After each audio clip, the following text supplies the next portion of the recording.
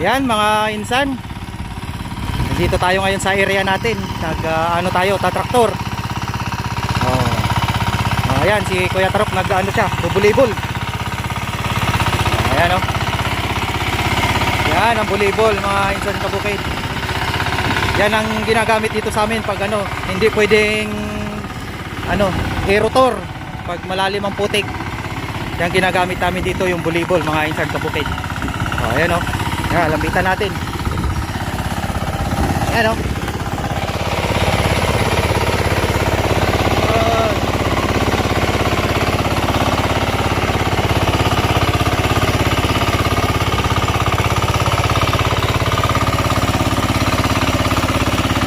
Yan mga insan, bulibol.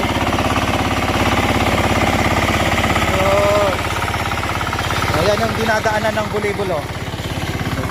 Ayan. Goods din yan mga insan. Mga insan kabukid o. Ayan o.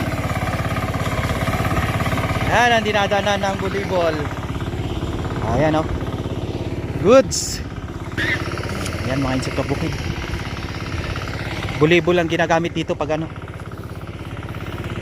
malalim ang putik dito sa area natin, kaya hindi pwedeng irotorin. Yan tuwing talaga, bulibol talagang ginagamit namin dito, hindi kami rotor. Ayan si Buddy. Shout out mo sila Buddy. Ayan mga insan, ito yung ating punla na itatanim dyan. Ito, variety RC 402. Ayan mga insan kabukid. Pang niya ngayon, pang 6 na araw mula nung isinabog mga insan kabukid. Ayan o. Ayun, may bakat ng baka. Mabuti na lang dito lang sa gilid din na bakat. Ayan mga insan kabukid. Ang atin punla. Ayan. Para dito sa area natin. Ayan. 6 days yung punla natin, naabunuhan na ito. Baka bukas abunuhan na. Ayan mga insan kabukid.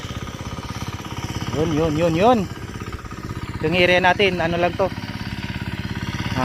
mahigit kalating hektarya.